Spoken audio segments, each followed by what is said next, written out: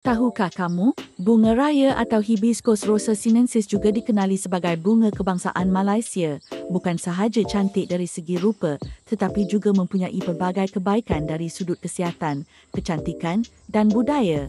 Berikut ialah beberapa kebaikan bunga raya. Kebaikan untuk kesihatan, menurunkan tekanan darah. Teh bunga raya Hibiscus tea terkenal kerana dapat membantu menurunkan tekanan darah tinggi secara semula jadi.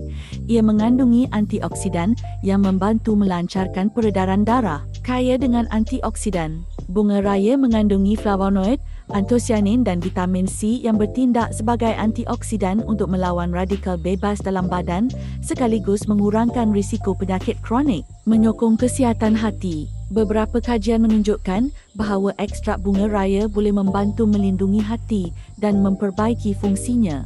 Menurunkan kolesterol. Teh bunga raya juga dikaitkan dengan pengurangan kadar kolesterol jahat LDL dalam darah. Kebaikan untuk kecantikan. Melembapkan rambut dan kulit. Air rebusan bunga raya sering digunakan dalam rawatan rambut secara tradisional kerana ia boleh melembapkan kulit kepala, menggalakkan pertumbuhan rambut dan memberi kilauan semula jadi. Anti penuaian semula jadi. Antioksidan dalam bunga raya membantu mengekalkan keremajaan kulit, mencegah kedutan dan menegangkan kulit secara semula jadi. Penggunaan tradisional dan perubatan herba. Dalam perubatan Ayurveda dan tradisional Melayu, bunga raya digunakan untuk merawat demam, batuk dan masalah pencernaan.